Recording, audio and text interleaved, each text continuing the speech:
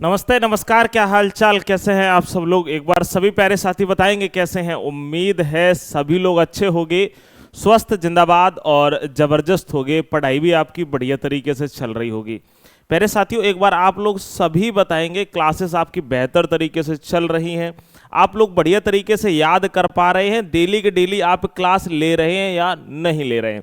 क्योंकि यहाँ पर आपको पता है डेली हम सभी किताबों का निचोड़, जिसमें एनसीईआरटी और एससीईआरटी की बुक्स रहती हैं, जहां पर हम सभी सब्जेक्ट को कवर कर रहे होते हैं। हिस्ट्री को भी अगर बात करते हैं, पॉलिटी को भी, ज्योग्राफी को भी, और एग्रीकल्चर रिलेटेड जो सब्जेक्ट है हॉर्टिकल्चर, उसमें से भी प्रश्न हम डाल रहे होते हैं।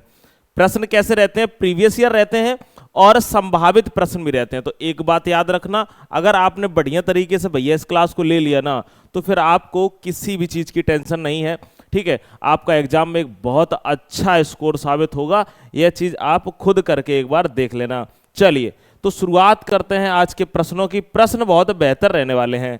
ओके, सभी लोग बताएंगे भाई, सारी चीजें एकदम क्लियर हैं, सुन पा रहे हो भाई? चलो बात करते हैं। पहला प्रश्न कह रहा है कि अधोलिखित में कौन सा ब्राह्मण ग्रंथ राज अभिषेक का वर्णन करता है? अच्छा, ब्राह्मण ग्रंथ कौन सा है जो राज अभिषेक का आप कहोगे भैया जी वर्णन करता है?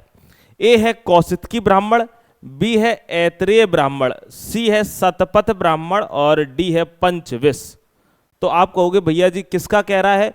राज अभिषेक का वर्णन करता है। तो आप कहोगे भैया जो ऐत्रेय ब्राह्मण ग्रंथ है ये किसका है? आप कहोगे भैया राज अभिषेक का। ठीक है, याद रखना। और इसमें किसके बारे में बताया गया है? आप कहोगे भैया राजसूय यज्ञ के बारे में भी बताया गया है। अच्छा, राजसूय यज्ञ क्या होता है? यह वह यज्ञ होता है, आपको पता होना चाहिए कि जब कोई राजा इस यज्ञ को करवाता है तो एक घोड़े को छोड़ देता है। ठीक है, उसकी पूजा करके कि जाओ भाई तुम घूमो जाके मार्केट में, है ना।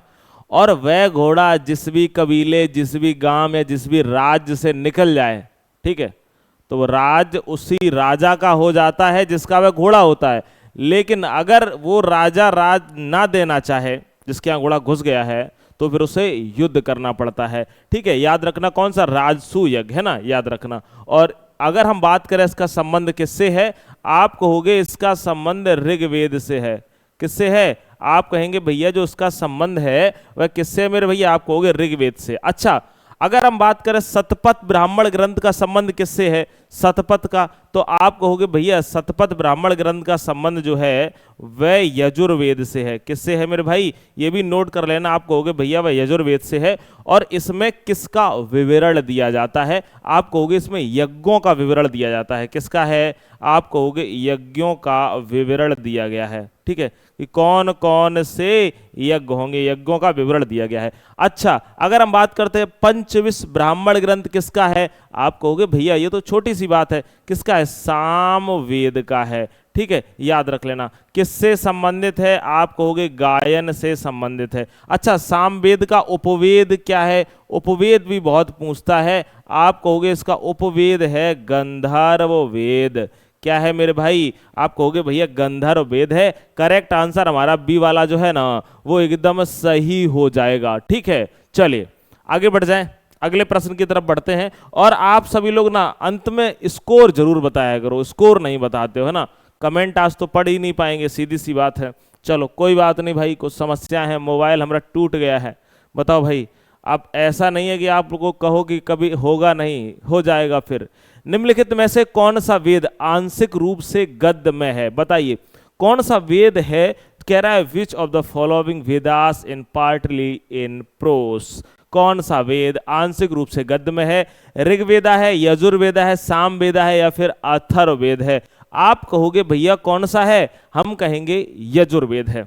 एक बार बताएंगे सभी लोग। हाँ, एक भैया नहीं कमेंट कर रहे थे ऑफलाइन वाले में, उसका नाम क्या है जो कमेंट कर रहे थे, तो ये कह रहे थे कि आप हमें प्रश्नों की आंसर को बताने का भी समय दिया करो। तो याद रखना, अगर आप इतना समय लोगे ना, ठीक है, कुछ नहीं हो पाएगा, क्योंकि हमें समझाना भी तो पड़ता है। तो आप जैसे देखा करो, हम पढ़ें, हमारे साथ सुन लिया करो और तुरंत फटाक से आप लोग आंसर दिया करो। आप कहोगे कौन सा है? यजुर्वेद है। याद रख लेना। कैसे? आपको गद्य में है। अच्छा, अगर हम बात करते हैं कि अथर्ववेद में किसकी जानकारी मिलती है? अथर्ववेद में आप कहोगे भैया मंत्र आदि की जानकारी मिलती है, याद रख लेना, कभी कंफ्यूज मत होना, ठीक है। चलो अगला प्रश्न है, अगले प्रश्न की तरफ बढ़ेंगे और अगले प्रश्न का आप लोग क्या दे रहे होंगे? आंसर कर रहे होंगे। कह रहा है कि गायत्री मंत्र के नाम से प्रसिद्ध मंत्र सर्वप्रथम किस ग्रंथ में मिलता है? जो गायत्री मंत्र है उसके नाम से जो प्रसिद्ध मंत्र है वह सर्वप्रथम किस ग्रंथ में मिलता है? बताइए भाई, किस में मिलता है? आप कहोगे भैया जी ऋग्वेदा में मिलता है, अथर्ववेदा, भगवत गीता में या मनुस्मृति में। गायत्री मंत्र की बात कर रहा है, आप तुरंत कहोगे भैया किस में मिलता है? हम कहेंगे भैया जी ऋग्वेदा में मिलता है। अगर हम बात करें कि सबसे ज्यादा मंत्र ऋग्वेद में काहे के हैं, अगर पूछा जाए ऋग्वेद में सबसे ज्यादा मंत्र का संबंध किससे है? आप कहोगे भैया जी इसका संबंध है गायत्री, याद रख लेना, किससे है? आप कहोगे भैया गायत्री मंत्र से, सॉरी अग्नि को समर्पित है। हम क्या बताने वाले थे? अग्नि को समर्पित है, अग्नि को समर्पित है, ठीक है, याद रख लीजिएगा। चलिए आगे बात करते हैं। निम्नलिखित में से कौन सा युग्म सही नहीं सुमेलित है? तीर्थंकर और उनके निर्वाण स्थल। निर्वाण यानी जहां पर उनकी क्या हुई है? आप कहोगे भैया जी मृत्यु हुई है, ठीक है। अगर हम बात करते हैं, आप कहोगे ऋषभनाथ अष्टापद, वासपूज सम्मेद शिखर। आप कहोगे भैया ऋषभनाथ तो अष्टापद हो जाएगा, समझ रहे हो ना? बताओ भैया जी, एक बार बताएंगे। आप कहोगे भैया ऋषभनाथ का अष्टापद हो जाएगा, बिल्कुल सही है। अगर आता है वासपूज, आप कहोगे सम्मेद शिखर, नहीं भैया जी इनका सम्मेद शिखर मेरे भैया नहीं है, इनका है श्रावकपुर। कहां पर हुआ था इनका वासपूज का? आप कहोगे भैया श्रावकपुर, ठीक है, याद रख लेना। चलिए अगर हम बात करते हैं नेमिनाथ, उज्जैन, महावीर, पावापुरी, बिल्कुल सही बात है। करेक्ट आंसर कौन सा हो जाएगा? आप कहोगे भैया ji B is the right answer. B कैसा हो जाएगा? आप कहोगे बिल्कुल सही आंसर मेरे भैया हो जाएगा। प्रश्न हमारा अगला है, ब्राह्मी लिपि को सर्वप्रथम किसने पढ़ा? जो ब्राह्मी लिपि है ना, इसको सबसे पहले किसने पढ़ा है? आप कहोगे सबसे पहले भैया पढ़ा है जेम्स प्रिंसेप ने। किसने पढ़ा हुआ है? आप कहोगे भैया जेम्स प्रिंसेप के द्वारा सबसे पहले मेरे भैया जी पढ़ा गया है। तो करेक्ट आंसर कौन सा होगा? आप कहोगे भैया डी हो जाएगा, जेम्स प्रिंसेप हो जाएगा। याद रखना, जेम्स प्रिंसेप ने अशोक के शिलालेखों को भी पढ़ा है। किसको पढ़ा है? अशोक के शिलालेख को भी क्या करा है? आप कहोगे भैया जी पढ़ा है। किसने पढ़ा है? आप याद रखना भैया जी किसने? तो आप कहोगे जेम्स प्रिंसेप ने। बोलो हाँ या ना? आप लोग एक बार बताएंगे भाई फटाफट से, कब पढ़ा है? तो आप कहोगे भैया 1837 में, ठीक है। चलिए आगे बढ़ते हैं। अगला प्रश्न है, औषधि से किसका संबंध नहीं है? बताओ भाई। अगर हम बात करते हैं धनवंतरी, कल मैंने आपको बताया था इनको धनवंतरी क्या बोला जाता है? आयुर्वेद का भगवान बोला जाता है। बोलो हाँ या ना? बताओ भाई। और अगर हम बात करते हैं भास्कराचार्य, ये आप कहोगे भैया जी ये तो खगोल विज्ञान के जनक के नाम से जाने जाते हैं। बोलो भाई, गणित और खगोल विज्ञान के जनक इनको कहा जाता है। किसका जनक कहा जाता है? गणित और खगोल विज्ञान का जनक, खगोल विज्ञान का जनक कहा जाता है भाई। ओके मेरे भैया, खगोल और गणित विज्ञान का इनको जनक कहा जाता है, याद रखना। चरक ने क्या लिखी थी? आप कहोगे चरक के द्वारा लिखी गई थी भैया जी चरक संहिता। इनके द्वारा क्या लिखी गई थी? आप कहोगे इनके द्वारा लिखी गई थी भैया जी चरक संहिता, है ना? कौन सी? आप कहोगे भैया चरक संहिता, याद रख लेना। चलिए अगर हम बात करें सुश्रुत, इनको शल्य चिकित्सा का जनक कहा जाता है। किसको? जो सुश्रुत है ना, इनको क्या बोला जाता है? आप कहोगे शल्य चिकित्सा का जनक, चिकित्सा का जनक इनको कहा जाता है, ठीक है। आपको इसको भी क्या करना है? आप कहोगे भैया जी इसको भी आपको याद रखना है। आगे बढ़ जाते हैं।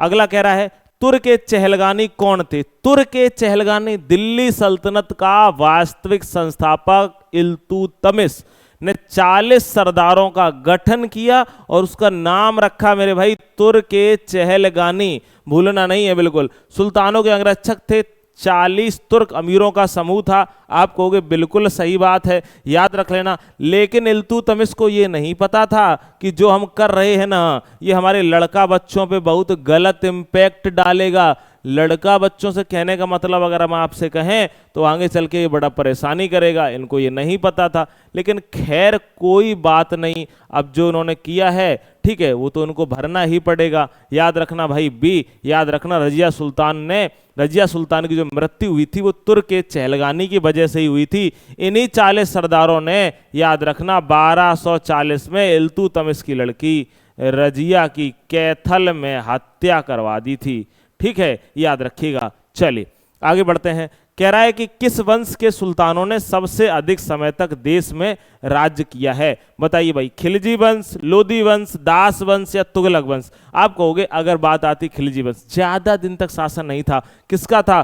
तुगलक वंश का था। लगभग 100 वर्षों तक का इनका शासन रहा है। याद रखना, आप कहोगे डी वाला सही हो जाएगा। अगला, हुमायूं नामा किसने लिखी? बताओ भाई, आप कहोगे हुमायूं नामा किसने लिखी? आप कहोगे हुमायूं की बहन ने लिखी है। कुछ इतिहासकार कहते हैं कि उसकी लुगाई ने लिखी है, बीवी ने लिखी है। ठीक है, किसने लिखी है? आप कहोगे भैया हुमायूं नामा की बात करी जाए तो आप कहोगे गुलबदन आंटी ने लिखी है। किसने लिखी है? गुलबदन बेगम ने लिखी है। ठीक है, याद रखना। अगर हम बात करें अबुल फजल ने कौन सी लिखी है? आप कहोगे आइन ए अकबरी, आइन ए अकबरी।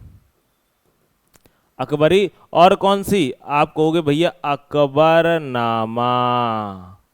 कौन सी? आप कहोगे भैया जी अकबरनामा। ठीक है, याद रख लेना। किसने? आप कहोगे अबुल फजल अंकल ने। चलो भाई आगे बढ़ते हैं। पानीपत की तीसरी लड़ाई में मराठों को पराजित किया गया था। इस प्रश्न का आप लोग आंसर करिए कि पानीपत की जो तीसरी लड़ाई थी इसमें मराठों को पराजित किया गया था। मुगलों ने, अफगानों ने, अंग्रेजों ने या फिर सिखों ने? आप कहोगे अफगान। अफगान कौन था? आप कहोगे भैया अहमद शाह अब्दाली। बोलो कौन था? अहमद शाह अब्दाली। ठीक है, और अहमद शाह अब्दाली जो था ना मेरे भाई, याद रख लेना, इसी ने 1761 में पानीपत में अगर हम बात करते हैं युद्ध जिता दिया था, यानी युद्ध ये जीत गया था। ठीक है, सदाशिवराव भाऊ। ठीक है, और इनको सबको क्या किया? हरा दिया। अगर पूछा जाए पहला पानीपत का तो आप कहोगे 1526 में। दूसरे की बात करी जाए, अगर बात करी जाए किसकी, आप कहोगे सेकेंड, तो आप कहोगे 1556 में। 1526 में किसके बीच में? आप कहोगे बाबर, और बाबर के साथ इब्राहिम लोदी। 1556 की बात करी जाए आप कहोगे हैमू, और वर्सेस में कौन थे? आप कहोगे अकबर। और याद रख लेना कि अकबर के संरक्षक कौन थे? आप कहोगे खान बाबा, जिसका नाम था बैरम खां, वो साथ में थे। चलिए आगे बात करते हैं। मुगल शासन काल में भारत में व्यापार के लिए आने वाले प्रथम यूरोपियन कौन थे? मुगल आप कहोगे सबसे पहले कौन आया था? आप कहोगे भाई अकबर के पास में लोग आए थे, लेकिन अकबर मर गया। अकबर क्या हो चुका था? मर चुका था। आपको कौन आए थे? पोर्टुगीज आए थे, पुर्तगाली आए थे। कब आए थे? 1498 में। भारत को उन्होंने दिया क्या है? तो आप कहोगे भैया अगर भारत को उन्होंने क्या दिया है? आप कहोगे भैया कि प्रिंटिंग प्रेस का कारखाना दिया है। क्या दिया है? प्रिंटिंग प्रेस का कारखाना दिया है। आलू टमाटर दिए हैं। क्या दिए हैं? आलू टमाटर भी हमको दिए हैं। किसने? आप कहोगे पुर्तगीज की ही देन है। कौन आए थे? पुर्तगाली आए थे। अगला है हमारा, बेगम हजरत महल ने अंग्रेजों के विरुद्ध विद्रोह भड़काने में निम्नलिखित में से किस नगर से सक्रिय भाग लिया? देखो कुछ क्लासेस कैसी है ना, हम रिकॉर्डेड ले ले रहे हैं। उसका कारण क्या है कि फैमिली में शादी है ना, तो इस वजह से थोड़ा सा दीदी की है, तो इस वजह से थोड़ा सा व्यस्तता रह रही है ना। 1-2 दिन की बात है बस, उससे ज़्यादा कुछ भी नहीं है। ठीक है, तो इसी वजह से तब तक आप लोग रिकॉर्डेड जो क्लासें हैं जो हम अभी डाल दे रहे हैं रिकॉर्डेड करके, ठीक है, तो समय जैसे ही हमें मिल रहा है वैसे ही हम रिकॉर्ड कर दे रहे हैं। तो आपको बेहतर तरीके से भैया करना है, बिल्कुल भी ये नहीं सोचना है कि नहीं भैया हल्के में ले रहे हैं।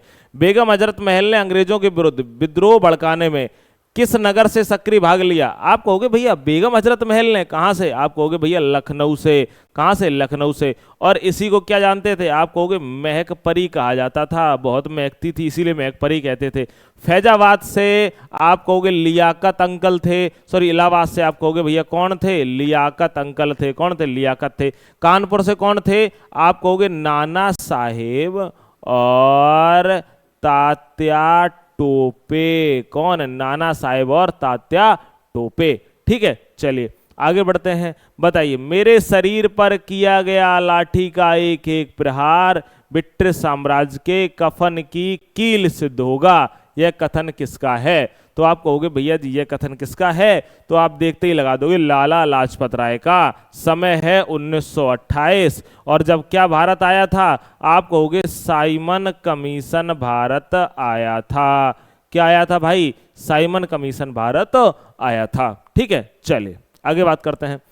किसने कहा स्वराज मेरा जन्म सिद्ध अधिकार है और मैं इसे लेकर रहूंगा, किसने ये बात बोली थी, आप कहोगे भैया जी ये बात कौन बोल गए थे, बाल गंगाधर तिलक बोल गए थे, याद रख लेना। ठीक है, अप्रत्यक्ष तौर से सबसे पहले मांग किसने करी थी, आप कहोगे बाल गंगाधर तिलक ने स्वराज की। अच्छा एक बात बताओ कि नेताजी सुभाष चंद्र बोस ने 1939 में किसकी घोषणा करी थी, मुझे एक बार जरूर कमेंट में आप लोग बता देना, मैं यही उम्मीद करता हूं कि आप लोग बता दोगे। ठीक है, अच्छा बताओ पॉवर्टी ऑफ इंडिया बुक किसकी है, अगर हम बात करते हैं पॉवर्टी ऑफ इंडिया बुक किसकी है, आप कहोगे भैया दादा भाई नौरोजी की है। अगला बात करते हैं, बाबर और राणा सांगा के बीच कौन सा युद्ध हुआ, बाबर और राणा सांगा ये कौन सा युद्ध भाई करने लगे, तो आप कहोगे भैया ये 1527 में कौन सा, बैटल ऑफ खानवा, इन्होंने कौन सा किया, खानवा का युद्ध। कौन सा, आप कहोगे 1527 में। ठीक है, 1527 में कौन सा युद्ध, आप कहोगे भैया खानवा का युद्ध। कहां, आगरा के निकट ये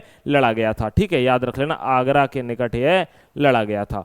आगे बात करते हैं, वीडी सावरकर ने वर्ष 1906 में अभिनव भारत की स्थापना किस शहर में करी हुई थी, आप कहोगे भैया वीडी सावरकर ने कब करी हुई थी, आप कहोगे 1906 में। कहां करी थी, आप कहोगे भैया पुणे में करी हुई थी। पुणे कहां पड़ता है, आप कहोगे पुणे पड़ता है मेरे भैया महाराष्ट्र में, याद रख लेना। कब करी थी, 1906 में। अगर हम आपसे बात करें वीडी सावरकर का नाम याद आता है तो इनकी बुक का नाम क्या है, आपको इनकी बुक का नाम है अंडमान से पत्र। कौन, अंडमान से पत्र एक इनकी बुक का नाम है। इनकी बुक का नाम क्या है, आप कहोगे हिंदुत्व है। क्या है, आप कहोगे एक बुक का नाम है हिंदुत्व। ठीक है, और एक याद रख लेना एक और इनकी है, आप कहोगे भैया जी उसका नाम नहीं याद आ रहा है, हिंदुत्व और हमने आपको लिखवाया हुआ था। हाँ, 1857 का महासंग्राम कौन सा, आप कहोगे 1857 का महासंग्राम।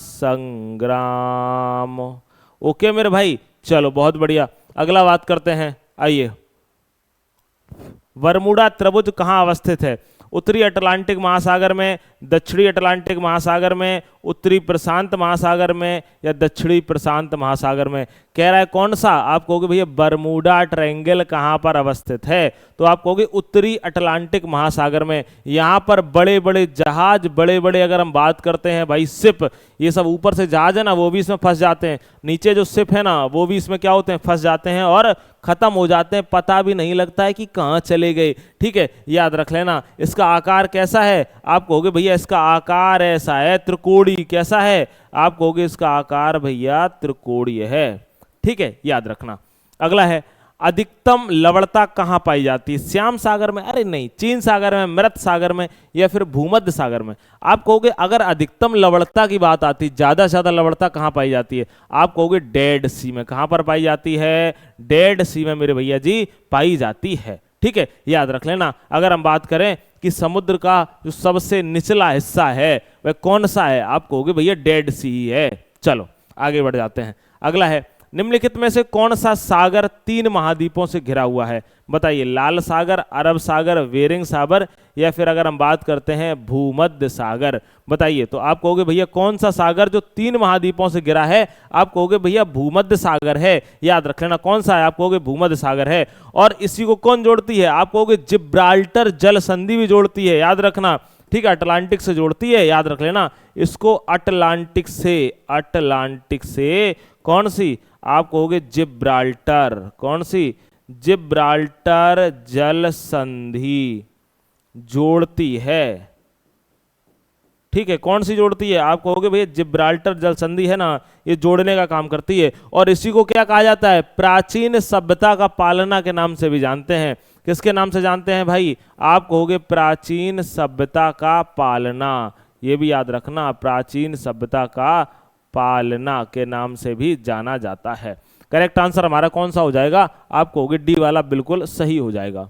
अगला है, जंस्कार नदी का उपयोग सिंचाई एवं विद्युत उत्पादन हेतु किस प्रदेश में किया जाता है, अरुणाचल में, सिक्किम में, लद्दाख में या फिर गढ़वाल कुमायूं में। आप कहोगे भैया बोला हलवा प्रश्न है, कौन सी? जंस्कार नदी का उपयोग सिंचाई एवं विद्युत उत्पादन के लिए किस प्रदेश में किया जाता है? आप कहोगे भैया ये तो लद्दाख में किया जाता है। कहां पर? आप कहोगे लद्दाख में किया जाता है। याद रख लेना, यहाँ की क्या है? आप कहोगे प्रमुख नदी है। कौन सी है? यहाँ की जंस्कार, याद रख लेना भैया, प्रमुख नदी है। ठीक है, चलिए आगे बढ़ जाते हैं। अगला है, तीन ओर से समुद्र से घिरा हुआ स्थलीय भाग क्या कहलाता है? जो तीन ओर से घिरा हुआ हो, आप कहोगे भैया तीन ओर से घिरा हुआ हो, तो आप कहोगे भारत भी अपना तीन ओर से घिरा हुआ है, तो भारत किसका है? प्रायद्वीपीय। तो आप कहोगे भैया कि तट, द्वीप, प्रायद्वीप या डेल्टा। आप कहोगे भैया द्वीप। तट क्या होते हैं? जो समुद्र के किनारे, जैसे कि अगर हम बात करते हैं, क्या है? गुजरात का तट है। ये क्या है? आप कहोगे महाराष्ट्र का तट है। ठीक है। द्वीप क्या होते हैं? आप कहोगे जैसे लक्षद्वीप है। क्या है? लक्षद्वीप है। अंडमान निकोबार में यहाँ पर कहाँ है? आप कहोगे 572 द्वीप हैं। कितने हैं भैया? आप कहेंगे भैया जी 572 द्वीप हैं। याद रख लेना। अगर हम बात करते हैं डेल्टा, तो आप कहोगे जैसे नदियां हैं ना, नदियां क्या करती हैं? जब मुहाने भी गिरती हैं तो किसका निर्माण करती हैं? स्टार्टिंग में आप कहोगे यहाँ पर जब गिरते टाइम किसका? डेल्टा का निर्माण करती हैं। किसका करती हैं? डेल्टा का निर्माण करती हैं। अगला है, महासागर से छोटा बृहद लवणीय जलाशय क्या कहलाता है? जो महासागर से छोटा होता है। आप कहोगे भैया झील। आप कहोगे नहीं भैया, द्वीप नहीं, सी सागर। बिल्कुल सही बात है। जैसे एग्जाम्पल हम बात करते हैं, अरब सागर है। क्या है? अरब सागर है फॉर एग्जाम्पल। अगर हम बात करते हैं कौन सा है? आप कहोगे भैया बाल्टिक सागर भी नाम ले सकते हैं। बोलो हाँ या ना। आप कहोगे भैया बाल्टिक सागर भी ले सकते हैं नाम। ठीक है, चलिए अगला है, वायुदाब सबसे कम होता है। कब सबसे कम वायुदाब होता है? सूरज की किरणें जब सीधी पड़ती हैं तो आप कहोगे वायुदाब जो सबसे कम होता है वह किसमें होता है? आप कहेंगे भैया ग्रीष्म ऋतु में होता है। किसमें? ग्रीष्म ऋतु में होता है। अगला है, जुलू क्या है? दक्षिण अफ्रीका की एक जनजाति, दक्षिण अफ्रीका की एक भाषा, दक्षिण अफ्रीका का राष्ट्रीय पशु और दक्षिण अफ्रीका का एक परंपरागत नृत्य। तो आप कहोगे जो जुलू है वह दक्षिण अफ्रीका की एक जनजाति है। आप कहोगे कि ट्राइब ऑफ साउथ अफ्रीका। याद रख लीजिएगा मेरे भाई। क्या है? आप कहोगे दक्षिण अफ्रीका की एक क्या है? आप कहेंगे भैया जनजाति है। ठीक है। अच्छा, जुलू एक प्रकार की भाषा भी है। चलो आगे बढ़ जाते हैं। अगला है, भारत में ब्रह्मपुत्र नाम से पुकारी जाने वाली नदी चीन में किस नाम से जानी जाती है? आप कहोगे भाई सिंधु, अवांग, सांगपो और या तांगवो। बताइए भाई, फटाफट से आप लोग क्या करेंगे? आंसर करेंगे कि भारत में किसके नाम से? ब्रह्मपुत्र नाम से जानी जाने वाली। तो आप कहोगे ये कहां से निकलती है? तिब्बत के मानसरोवर झील से। बोलो हाँ या ना। आप कहोगे भैया बिल्कुल बात सही है। कहां से निकलती है? आप कहोगे तिब्बत के मानसरोवर से निकलती है। आप कहेंगे भैया बिल्कुल सही बात है। अगर हम आपसे बात करते हैं, इसको क्या कहा जाता है तिब्बत में? यारलुंग सांगपो के नाम से जानते हैं। किसके नाम जानते हैं? आप कहोगे यारलुंग सांगपो के नाम से जाना जाता है। किसके नाम से भैया? आप कहोगे यारलुंग सांगपो के नाम से भैया जाना जाता है। हाँ सर, हाँ सर, हाँ सर।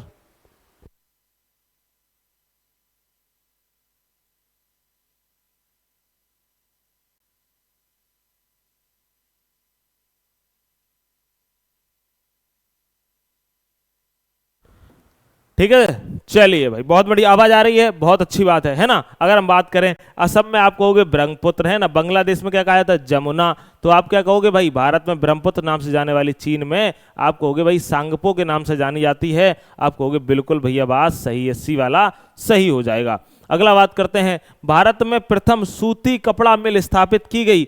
आप कहोगे भैया कब करी गई? तो याद रखना, एक जो कपड़ा मिल थी वह 1818 में, याद रखना भाई, कलकत्ता में स्थापित करी गई थी। 1818 में कलकत्ता में, है ना। नाम क्या था? आप कहोगे भैया ग्लास फोर्ट। क्या नाम था? आप कहोगे ग्लास फोर्ट नाम था। याद रख लेना मेरे भाई। लेकिन अगर हम वहीं आपसे दूसरी अगर हम बात करते हैं तो आप भैया हमें एक चीज बताना कि ये वाली कैसी रही थी? आप कहोगे ये हो गई थी असफल। कैसी हो गई थी? असफल हो गई थी। ठीक है, याद रखना। तो सफल को लोग याद रखते हैं, चाहे मील हो या कुछ भी हो, लोग याद किसको रखते हैं? आप कहोगे भैया लोग याद सफल को ही रखते हैं। तो सफल कौन हुई थी? आप कहोगे बॉम्बे 1854 में। याद रख लेना। अगला है, 12वीं पंचवर्षीय योजना की अवधि क्या थी? आप कहोगे 12वीं पंचवर्षीय योजना की अवधि की बात अगर कर रहा है तो आप कहोगे भैया 2012 से, 12वीं का स्टार्टिंग 12 से और 12/5/17 से। याद रखना, पंचवर्षीय योजना की शुरुआत किसने करी थी? आप कहोगे योजना आयोग के तहत हुई थी। किसके तहत हुई थी? आप कहोगे योजना आयोग के तहत हुई थी। याद रख लेना, किसने करी थी? आप कहोगे पंडित जवाहरलाल नेहरू ने, पंडित जवाहरलाल नेहरू ने, है ना।